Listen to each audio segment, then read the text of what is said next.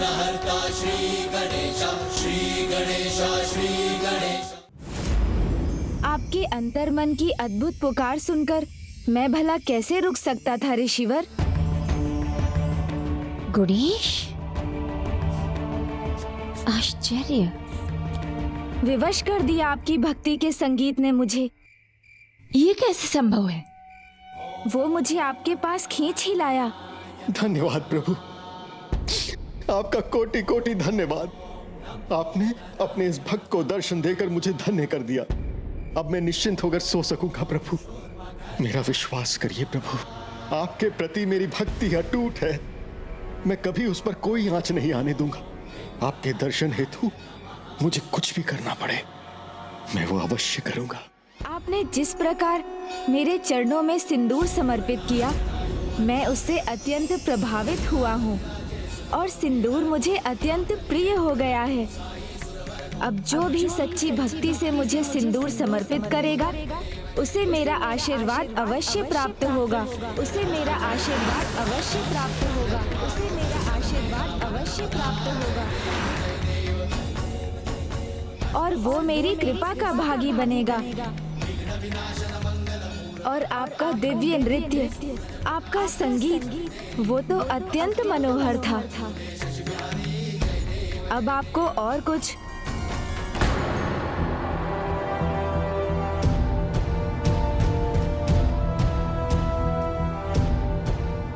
अब और कुछ क्या करेंगे ऋषिवर? इतना तो सता चुके हैं आप इन्हें। अब इन सरल स्वभाव के ऋषिवर को और कितना सताएंगे? हाँ, नहीं माते क्षमा कीजिए। प्रभु स्वयं यहाँ पर नहीं आए। मैंने प्रभु का आह्वान किया है यहाँ पर आने के लिए। ऋषिवर, गुणेश अपनी मीठी बातों से कैसे उलझाते हैं, उससे मैं ही नहीं पूरा आश्रम परिचित है। इसीलिए गुणेश, अब जो भी कुछ कहना है माता पार्वती के सामने ही कहेंगे आप।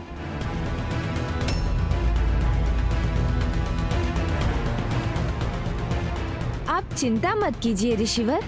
दो माताओं का स्नेह मिला है मुझे और दोनों के मन में मेरे लिए अपार ममता है। मुझे जाना होगा, कल भेंट होगी। अब आप विश्राम कीजिए। विश्राम तो वो तब करेंगे ना जब आप उन्हें करने देंगे।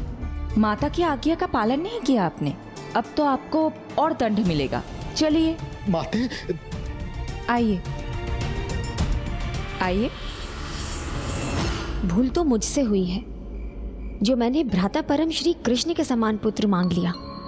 एक पल स्थिर नहीं रहता, सदा किसी न किसी नटखट लीला में व्यस्त रहता है। बहन, 16 कलाओं से पूर्ण हूं मैं, अतः मेरे सामने गुणेश की नटखट लीलाएं भी स्वाभाविक है। आप तो बस आनंद लीजिए उसकी लीलाओं का।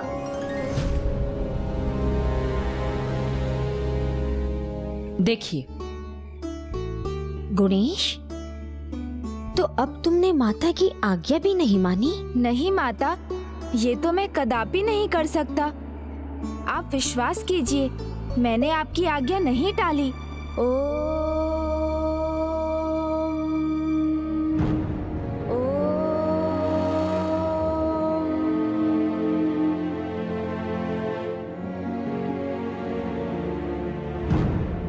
तुम्हारा स्वर कुटिया के भीतर से?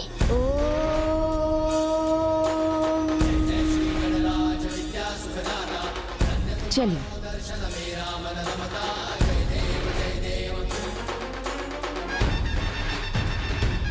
देखा माता, मैं तो यही था, बस मेरा मन बाहर गया था ऋषि मुद्गल के पास। वो इतने भक्ति भाव से, इतने स्नेह से जो पुकार रहे थे मुझे। ओह, ये तो उचित है। गुणेश ने मेरे आदेश का उल्लंघन नहीं किया। देखा माता, फिर से अपने मीठी मीठी बातों में उलझाने का प्रयास कर रहे हैं। यदि इनका मन यहाँ से बाहर गया था तो ये यहाँ ध्यान कैसे कर रहे थे? इनकी ये नटखट लीला तभी समाप्त होगी जब इनकी विधिवत शिक्षा होगी, अन्यथा ये नई नई लीलाओं से हमें भ्रम में डालते रहेंगे। नहीं नहीं माता, ऐसा नहीं है। बस गुणेश, मैं और कुछ नहीं सुनना चाहती। माता अहिल्या उचित कह रही हैं। तुम्हारा सुधार तभी होगा जब तुम कल से ऋषि गौतम के शिष्य बनोगे। तब देखती हूँ मैं कि कैसे तुम अपनी नटखट लीला करते हो। उचित है माता।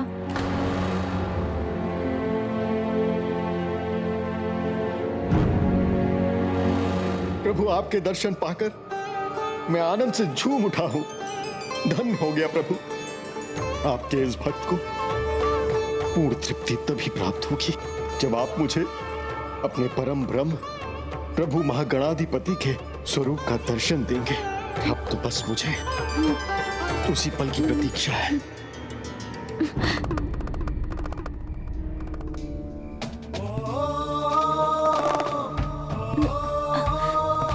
क्या हुआ पुत्र, तुम्हें नींद नहीं आ रही?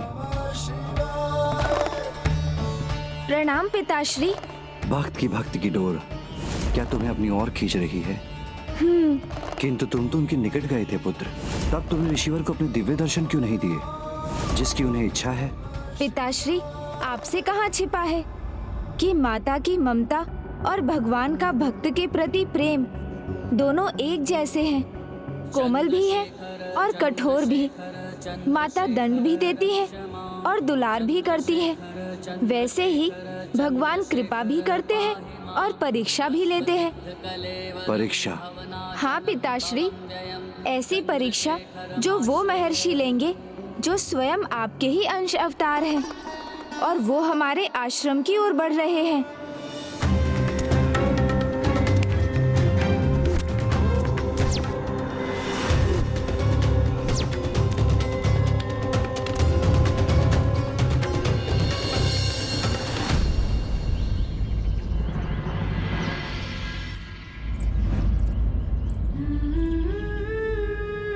अच्छा पुत्र, तो पिताश्री ने उठा दिया तुम्हें?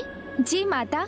अब शीघ्र जाके स्नान करो और अपने मित्रों के साथ गौतम ऋषि से शिक्षा पाना आरंभ करो। और हाँ, एकाग्रता से शिक्षा ग्रहण करना। और जब तुम वापस आओगे तो मैं तुम्हारे लिए स्वादिष्ट भोजन बनाऊंगी। मैंने कहा था ना पिताश्री, माता की ममता में दंड भी है और दुलार भी। गुणेश, अब तो मैंने कुछ भी नहीं किया माता, बस पिता और पुत्र की बातें हो रही थी। अच्छा, तो तुम मुझे अपनी भोली बातों से बहलाने का प्रयास कर रहे हो। किंतु एक बात स्मरण रखना, गुरुकुल में नटखट लीला मत करना। जी माता। गुणेश, आओ शीघ्रता करो। आ रहा हूँ मित्रों। ऐसे ही थोड़ी चला जाऊंगा, पहले आप दोनों का आशीर्वाद तो ले लूं। आज गुरुकुल का पहला दिन जो है। प्रणाम पिताश्री। कल्याण हो पुत्र। प्रणाम माता। पुत्र, मेरा आशीर्वाद तो सदैव तुम्हारे साथ है पुत्र। किंतु अब शीघ्र गुरुकुल पहुंचो और इधर उधर घूमकर समय व्यर्थ मत करना। उचित है माता।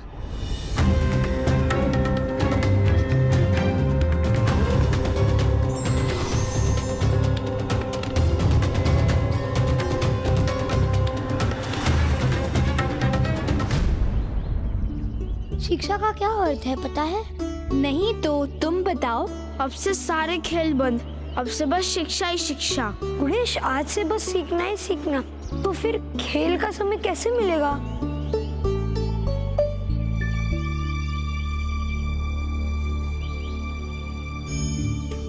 प्रणाम गुरुदेव।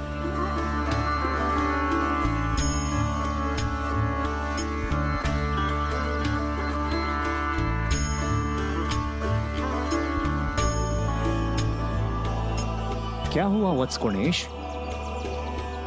सभी शिष्य तो बैठ चुके हैं, क्या तुम्हें बैठने की इच्छा नहीं है? गुरुदेव, आप हमारे गुरु हैं। आप हमें ज्ञान देकर हमारे जीवन को उचित दिशा देंगे। इसीलिए गुरु का स्थान शिष्य से कहीं उच्च होता है और शिष्टाचार तो यही है कि गुरु के द्वारा आसन ग्रहण करने के पश्चात ही शिष्य को अपना स्थान ग्रहण करना चाहिए। उचित कहा गुणेश। शिष्टाचार के इस नियम का पालन तो सभी को करना चाहिए।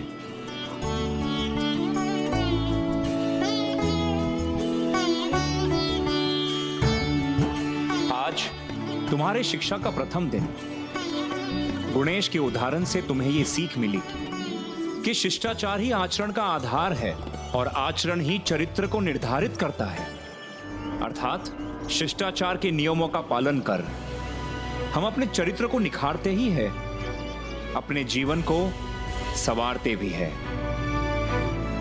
इस गुरुकुल में हम सब साथ में वेदों और उपनिषदों का ज्ञान प्राप्त करेंगे और उन पर आधारित नियमों को भी सीखेंगे।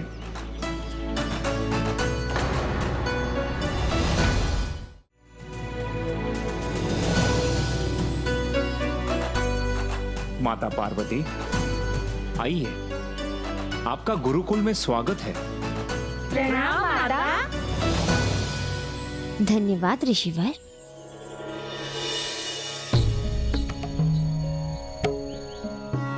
किंतु शिष्यों, तुम्हारी शिक्षा तो यहां आने से पहले ही आरंभ हो चुकी है। ये बताओ कि जन्म से अब तक किसने तुम्हें शिक्षा दी? इसका उत्तर भी बहुत सरल है शिष्यों। एक बालक की प्रथम गुरु तो उसकी माता ही होती है। हाँ, ये तो सत्य है गुरुदेव। मेरी माता ने ही मुझे चलना सिखाया और उचित प्रकार से भोजन करना भी। हाँ गुरुदेव, मेरी माता मुझे सदा कुछ सिखाते रहती हैं।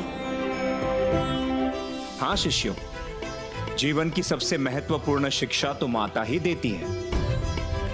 माता, ये मेरे शिष्यों का परम सौभाग्य है कि स्वयं जगत जननी के पाठ से इनका गुरुकुल आरंभ होगा। एक माँ की तो यही इच्छा होती है कि उसकी संतान को श्रेष्ठ शिक्षा मिले, जिसे आधार बनाकर वो ऐसे उत्तम जीवन की रचना करे जिस पर सभी को गर्व हो। तो अब मेरे प्रश्न का भी उत्तर दो। जीवन में सबसे अधिक महत्व किसका है?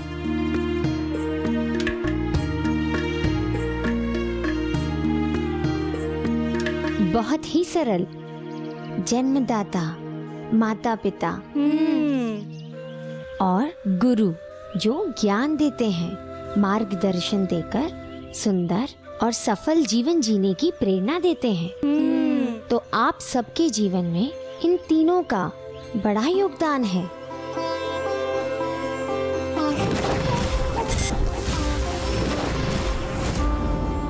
कुम्हार गीली मिट्टी को ठोस रूप देकर उसे पात्र बनाता है, किंतु क्या मिट्टी को चाक पर रख देने भर से वो पात्र का आकार ले लेती है?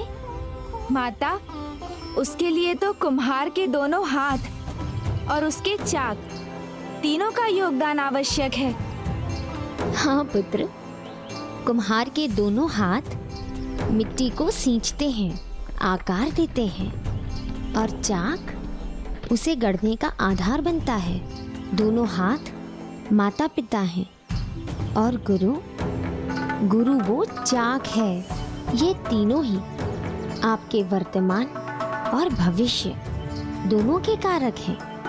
इसलिए हमें तीनों का सदैव सम्मान करना चाहिए। मैं आपको इनकी वंदना सिखाऊंगी।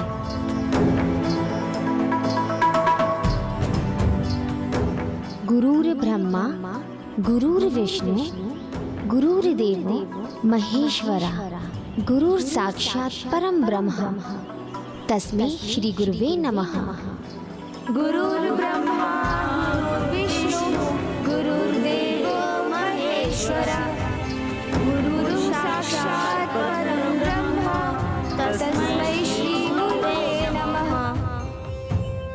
माता, स्वामी, उनका आगमन हो गया है। कौन देवी? वही जो तपोबल के धनी है, जो दिव्य है, जो ईश्वर तुल्य है, जिनका अपार तेज और जिनका अपार क्रोध भी सर्वज्ञात है। महर्षि दुर्वासा।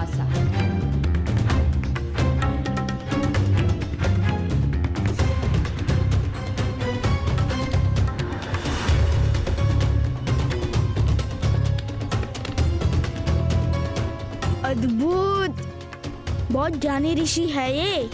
किंतु क्रोध भी करते हैं। हाँ, देवता भी इनसे डरते हैं। कुछ गड़बड़ मत कर देना। एक बार क्रोध से देख लिया तो भस्म हो जाओगे।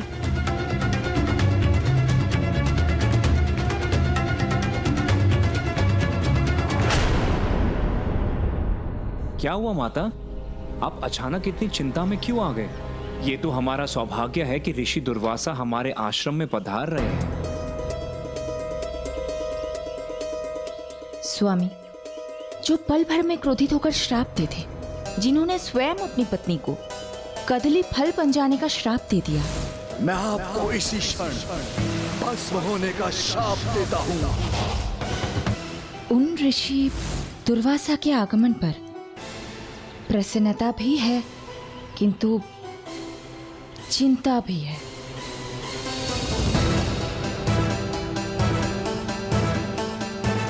क्योंकि यदि गुणेश ने अपने नटखट स्वभाव के कारण उनके सामने कोई भूल कर दी तो मुझे भी देखना है ऋषिवर को।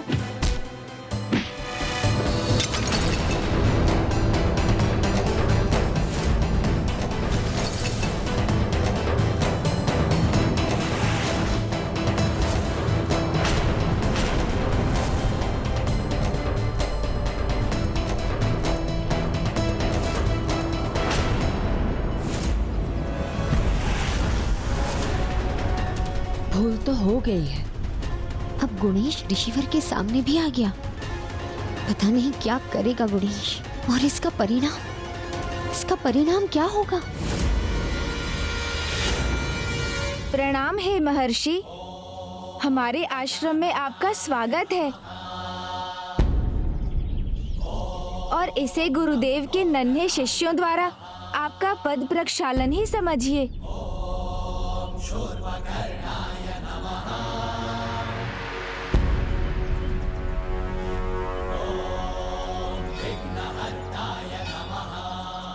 मेरे क्रोध से सभी परिचित हैं, किंतु बड़ी चतुराई से तुमने मेरी जागृत होने वाली क्रोधाग्नि को जल से मेरे पद का प्रक्षालन करके शांत कर दिया।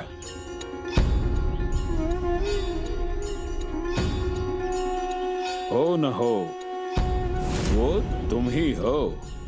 आप किसकी बात कर रहे हैं ये तो मुझे पता नहीं ऋषिवर, किंतु मैं तो गुणेश हूँ, जगत पिता महादेव और जगत जननी माता पार्वती का पुत्र।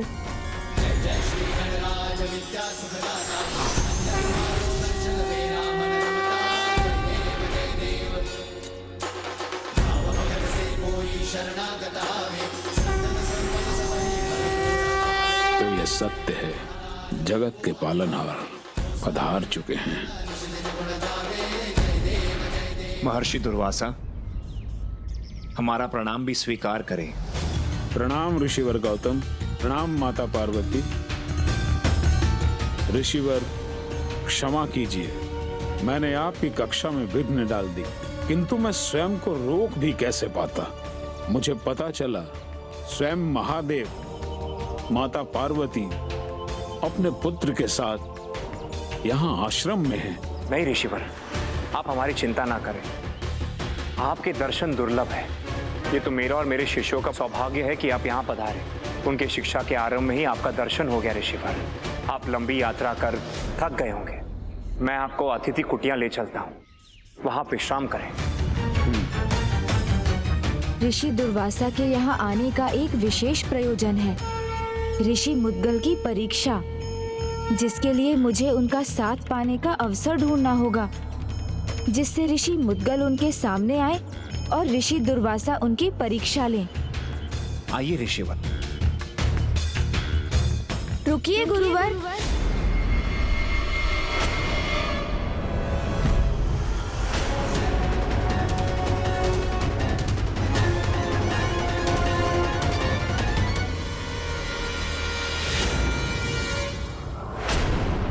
गुरुदेव, क्षमा कीजिए, मैंने आपको रोका, किंतु शिक्षा का लाभ तो तभी है ना जब उसे जीवन में अपनाया जाए। और माता ने अभी शिक्षा दी है कि माता पिता और गुरु का सदा सम्मान करना चाहिए।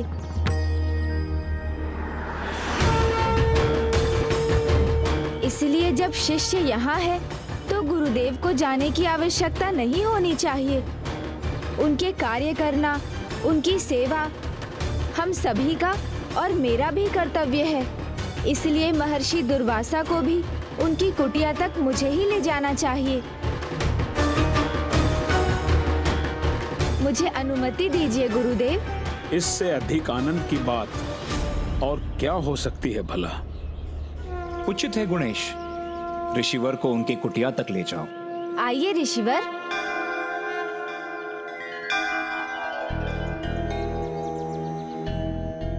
ऋषि मुद्गल के साथ उन्होंने जो उपहास किया था, कहीं गुणेश ऋषि दुर्वासा के साथ कोई ऐसा व्यवहार न करते। नहीं देवी अहिल्या, आप व्यर्थ ही चिंता कर रही हैं। मेरा पुत्र नटखट अवश्य है, किंतु मुझे पूर्ण विश्वास है कि वो ऋषि दुर्वासा के साथ कोई अनुचित व्यवहार नहीं करेगा। माता, गुणेश ने जो कुछ भी किया है वो आपसे छिपा नहीं है, फिर भी आपको उन पर इतना विश्वास है। ऋषिवर, हमारे आश्रम के तो भाग्य ही खुल गए हैं। आज आपने यहाँ आकर हमें कृतार्थ किया, तो कल एक और महान ऋषि यहाँ पधारे थे।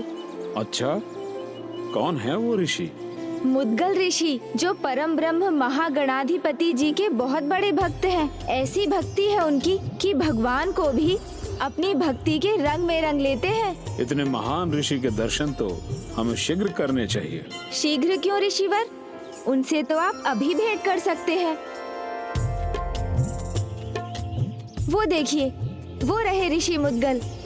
ओम गण गणपते नमः। ओम गण गणपते नमः। किंतु वहाँ वो कर क्या रहे हैं? उन्होंने व्रत लिया है। वो 15 दिनों में एक ही बार भोजन करेंगे और पेड़ पौधों से तोड़कर कुछ भी नहीं खाएंगे। जो भूमि पर गिरा होगा वही उठाकर उसे अपना आहार बनाएंगे, जब तक उन्हें प्रभु महागणाधिपति के दर्शन नहीं मिल जाते। आइए ऋषिवर, ये आपकी कुटिया है और इधर ऋषि मुद्गल की। इतने महान ऋषि की कोई कैसी भी परीक्षा क्यों ना ले ले, मुझे तो पूर्ण विश्वास है ऋषि मुद्गल उसमें अवश्य सफल होंगे। आज्ञा ऋषिवर। क्या ऋषि मुद्गल वास्तव में इतने महान हैं कि स्वयं पालनहार गुणेश उनकी प्रशंसा करते नहीं थक रहे?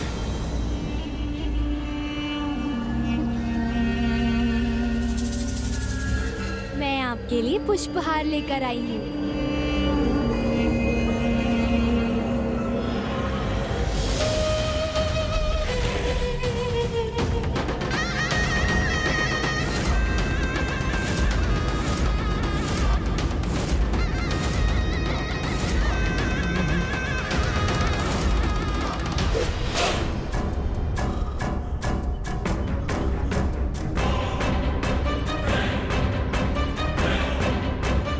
नहीं, ये क्या हो रहा है?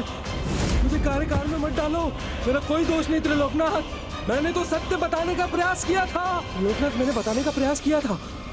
मैंने किया था।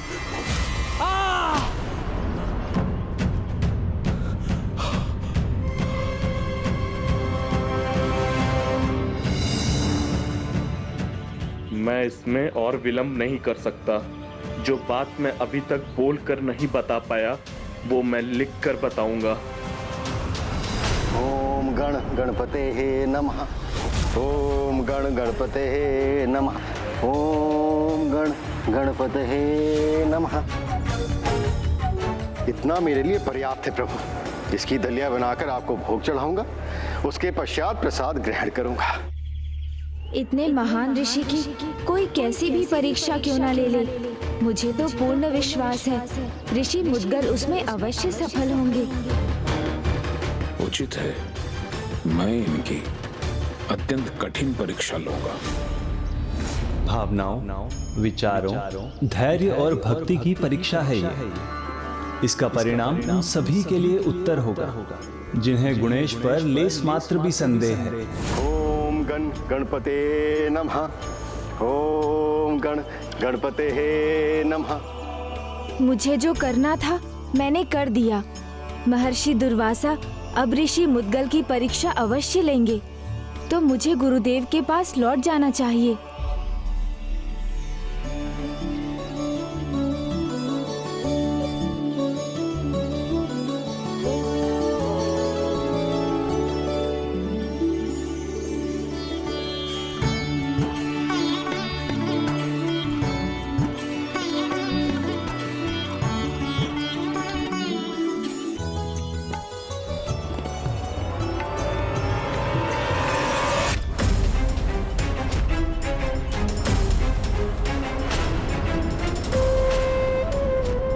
असुर प्रभु त्रिलोकनाथ, जो समाचार आपको बताकर भी नहीं बता पा रहा था, वही समाचार आपको फिर से बताने आया हूँ। और ये समाचार इतना महत्वपूर्ण है कि न बताया तो अनर्थ हो जाएगा प्रभु। क्या है इतना महत्वपूर्ण जो स्वर्ग के सुख में भी तुमने दुख ढूंढ लिया?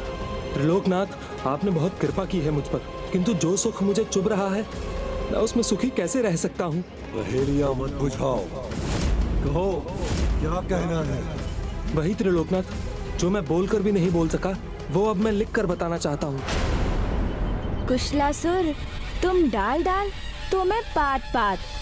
जो तुम करने जा रहे हो उसका भी उपाय है मेरे पास। तो समय व्यर्थ मत करो, लिखो अभी यहाँ।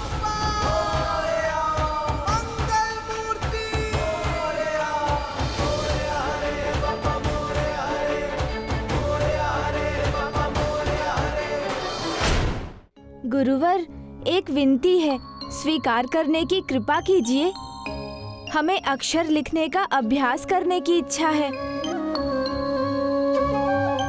देवी अहिल्या, पुत्र गुणेश अपनी नटखट लीला त्याग कर किस प्रकार अपनी शिक्षा में ध्यान दे रहा है।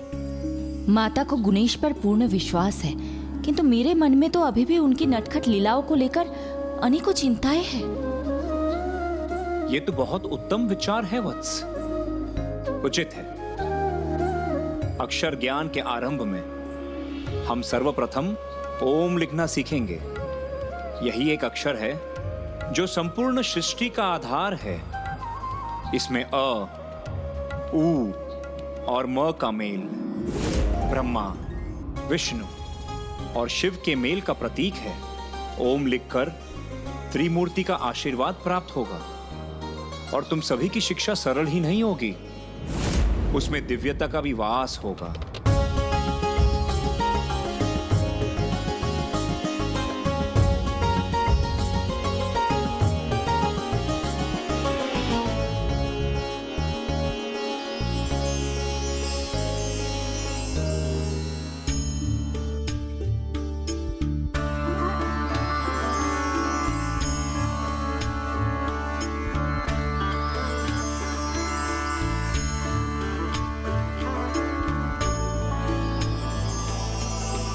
लिखिए शिष्यों।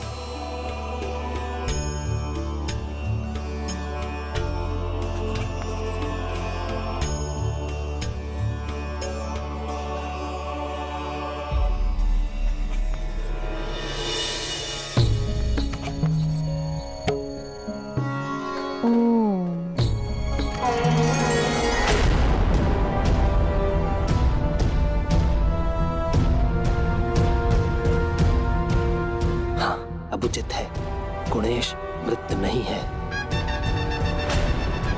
ये मैं मिटा देता हूँ।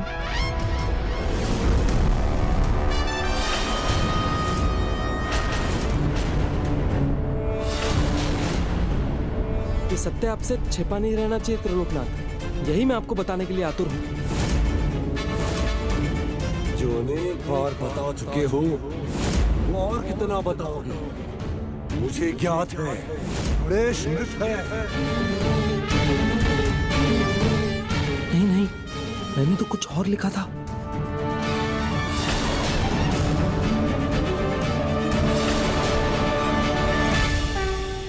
फिर वही करना होगा मुझे। ये देखिए प्रभु। बार बार बार मेरा समय नष्ट कर रहे हो। स्वर्ग का सुख पाकर बुद्धि भ्रष्ट हो गई है तुम्हारी।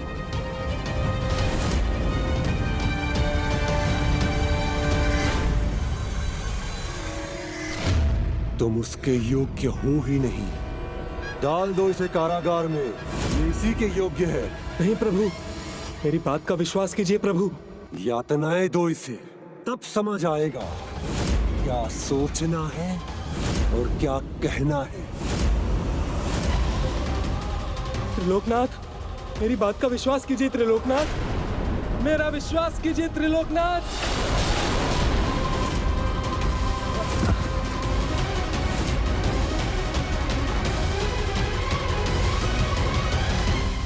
सिंधु का आशय कुछ और था, किंतु भूल से ही उसने जो कहा वो उचित कहा, क्योंकि उसी कारागार में कुशालासुर को सत्य का ज्ञान होने वाला था।